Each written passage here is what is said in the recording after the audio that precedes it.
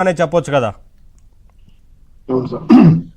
ముందు చర్చలో పాల్గొన్న పెద్దలు రావు గారికి ఇద్దరికి కూడా నా యొక్క అభినందనలు. సార్, మొదట్లో మీరు చెప్పారు కాలం కలిసి రాకపోతే తాడే పామై కలుస్తుందని. ఇక్కడ తాడు ప్రశాంత్ కిషోరి, పాము జగన్మోహన్ రెడ్డి. ఈ జగన్మోహన్ రెడ్డి పామై గత 5 సంవత్సరాలుగా మన ఆంధ్రప్రదేశ్ లో ఉన్న 5 కోట్ల జనాల్ని కూడా కాటు వేసి చంపేశాడు. దాని నుంచి ఇప్పుడు మనం బయటపడాలంటే తెలుగుదేశం జనసేన కూటమి ఒకటే శరణ్యమని ఈ రాష్ట్ర ప్రజానీకం ఇవాళ తెలుసుకుంది. 2019లోనే ఆయన ఓటమి చెందుతారని ప్రశాంత్ కిషోర్ చెప్పాడు. అయినప్పటికీ కూడా నేను ఎలాగైనా ముఖ్యమంత్రి అవ్వాలంటే ఏం చేయాలి చెప్పంటే, ఈ గత 5 సంవత్సరాలుగా జరుగుతున్నటువంటి బాబాయ్ హత్య కేసు ఎవరు చేయించారు, ఎవరి వల్ల జరిగింది, అది అందరికి తెలిసింది. అలాగే కోడికత్తి ఎవరు చేయించుకున్నారు ఇప్పుడు తెలిసిందే కదా మనందరికి. కాబట్టి ఇలాంటి ఈ మోసపూరితమైన కుట్రలతో ఆయన వచ్చాడు. ఇంకొకటి, ఉద్యోగస్తులు ఈ సిపిఎస్ రద్దు చేస్తామని చెప్పేసి ప్రతి సంవత్సరం జాబ్ క్యాలెండర్ ఇస్తామని నిరుద్యోగులకి, ప్రతి వర్గానికి పెద్దలు చెప్పినట్టు అంగన్వాడీ వాళ్ళకి, ఆశా కార్యకర్తలు, అన్ని వర్గాల వారికి, రైతులకి, ప్రతి ఒక్కరికి మోసం చేసుకుంటూ ముందు నేను కుర్చీ ఎక్కాలి, అమరావతిలో కుర్చీ ఎక్కాలి. ఈవెన్ అమరావతి రైతులను కూడా నేను మా ప్రభుత్వం వచ్చిన వెంటనే అమరావతి రాజధానికి ఉంటుంది, ఇక్కడే నేను ఇల్లు కట్టుకుని ఉంటానని చెప్పి అక్కడున్న ఆ రైతులను కూడా మోసం చేసేది. మోసం చేయని వాళ్ళు ఎవరు చెప్పండి? కన్న తల్లిని, తోడబుట్టి చెల్లిని కూడా మోసం చేసి వచ్చిన వ్యక్తి ఆయన జగన్మోహన్ రెడ్డి. కాబట్టి ఆయన చేయవలసిన మోసం ప్రతిపక్షాల మీద వేస్తున్నారు కదా, దాన్ని కూడా మా ఫ్యామిలీలో కూడా చిచ్చులు పెట్టారు అని చెప్పి ప్రతిపక్షాలు అంటున్నారు. మరి ఫ్యామిలీ, మీ ఫ్యామిలీలో ప్రతిపక్షాలు ఎందుకు చిచ్చు పెడతాయండి?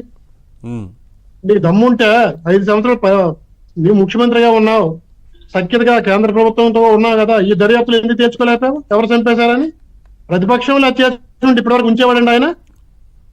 ఆ స్కిల్ స్కామ్ కేసు బదులు ఇదే పెట్టేవాడు కదా ఆయన, చంద్రబాబు నాయుడు గారి పైన లేకపోతే పవన్ కళ్యాణ్ గారి పైన. అవునా కాదా చెప్పండి? కాబట్టి ఇది కేవలం వాళ్ళ కుటుంబాల్లో జరిగినవి. కాబట్టి ఆయనకి ఎటువంటి దారి లేదు. మొట్టమొదట కింది స్థాయిలో చేరికలు జరిగాయి మా జనసేన టీడీపీ కూటమిలోకి. సర్పంచ్లు, ఎంపీలు, జడ్పీటీసీలు, ఎమ్మెల్యేలు అయిపోయింది, ఎంపీలు అయిపోయింది. సాక్షాత్ నీ కేబినెట్ లో ఉన్న మంత్రి నిన్న వచ్చి చేరారు. సిగ్గులేదా? ఏ స్థాయిలో వ్యతిరేకత ఉందో తెలుసుకోవచ్చు మనం ఈ చేరికలు చూస్తుంటే. కాబట్టి మా సోదరు చెప్పినట్టు రాబోయే ఎన్నికల్లో ఆయనకు 175 కాదు, ఆయన డకౌట్ అవుతున్నాడు. ఏం చెప్తారు ఏం సార్? పీకే మాట్లాడిన అభిప్రాయం మీద ప్రశాంత్ కిషోర్ ఇచ్చిన స్టేట్మెంట్ గురించి ఏం చెప్తారు? ప్రశాంత్ కిషోర్ ఆయన కమిట్మెంట్ ఒక్కసారే సార్, నేను లాస్ట్ టైమే చేశాను, నా యొక్క ఏవైతే కుట్రలు ఉన్నాయో అప్పుడు అక్కడే పనిచేసాయి, నా బీహారీ కుట్రలు ఈ ఆంధ్రప్రదేశ్ ప్రజల ముందు పనిచేయవు, ఈ ఆంధ్రప్రదేశ్ రాజకీయ పార్టీల ముందు నాకు పనిచేయవని చేతులు ఎత్తేసాడు ఆయన. ఎత్తేసి ఇక్కడ పనిచేయలేక, అయ్యా బాబు ఇక్కడ నీవు ఓడిపోతున్నావురా, నీ పరిపాలన బాగలేదని చెప్పడం జరిగింది అది తప్ప ఇద్దరు కుట్రలు ఏవి కూడా ఫలించవు సార్ ఈ రాష్ట్రంలో.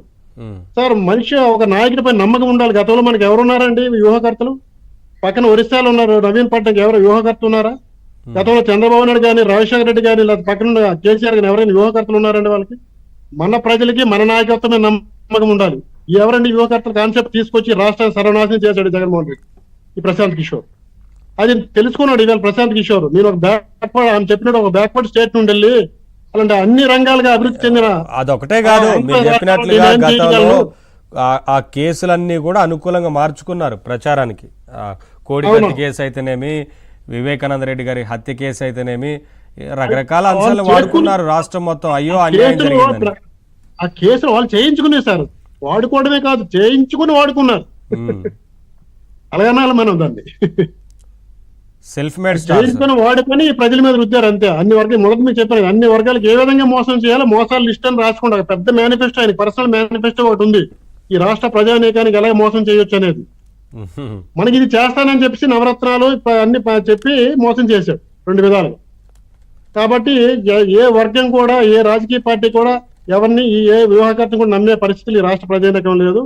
స్పష్టంగా జనసేన టీడీపీ కూటమి మే నెలలో ఈ రాష్ట్రంలో ప్రభుత్వం స్థాపించబోతుంది. మళ్ళీ సంక్షేమము, అభివృద్ధి ఒక 2 కళ్ళుగా భావించి ముందుకు వెళ్ళబోతున్నామండి. అందులో ఎటువంటి అనుమానం లేదు. ఇలాంటి ప్రశాంత్ కిషోర్ 1,00,000 మంది వచ్చి ఇంకేం చేయలేరు. ఈ జగన్మోహన్ రెడ్డి పార్టీ మీ ఇంటికి వెళ్ళడమే. ఇంకా ఏదైతే రుషికొండ పైన కట్టుకున్నాడో ప్యాలెస్ అని ప్రభుత్వ ధనంతో వృధా చేసుకుంటూ ఇప్పుడు కొన్ని ప్యాలెస్లు చాలవండి ఆయనకి. ఉమ్. అవి కూడా అప్పుడు సొంత ప్యాలెస్లు కట్టిన కూడా ప్రభుత్వ సొమ్మే. ఇప్పుడు ప్రభుత్వ సొమ్ముతో ప్రభుత్వ ప్యాలెస్ అని చెప్తున్నాడు ఆయన.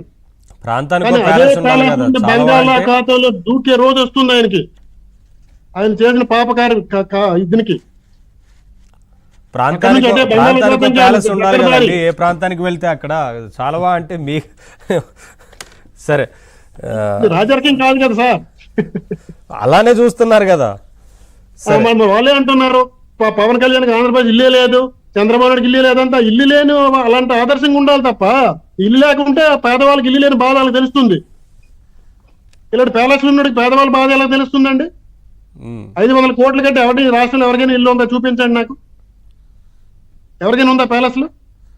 ఏ రాజకీయ నాయకుడు కానీ ఏ పారిశ్రామికవేత్తకు కానీ ఈ 2 తెలుగు రాష్ట్రాల్లో. ఇప్పుడు సౌత్ ఇండియాలో తీసుకుందాం, బెంగళూరులో ప్యాలెస్, ఇడుపులపాయలో ప్యాలెస్, పులివెందుల్లో ప్యాలెస్, ఇక్కడ ప్యాలెస్, తాడేపల్లిలో ప్యాలెస్. ఇప్పుడు ఈ ప్యాలెస్ ఉన్న వ్యక్తి నాకు తెలిసి సౌత్ ఇండియాలోనే కాదు ఇండియాలోనే ఉంటారు. పేదవాడు ప్రతిపక్ష పార్టీలో పెత్తందారులు అంట. ఎవరండి పేదవాడు? ఎవడు పెత్తందారుడు ఇక్కడ చెప్పమనండి ఆయనకి. ఓకే సార్, మాట్లాడు. అనుష గారు రెస్పాండ్ అవుతారు. ఈ క్లాస్ వారు వీటి గురించి మాట్లాడుతూ ఉంటారు కదా పదే పదే ముఖ్యమంత్రి గారు. సో ఇప్పుడు ఏ వారు జరగబోతోంది అనేది రాష్ట్రంలో అర్థమైపోయింది కదా ఇంకా. కాదు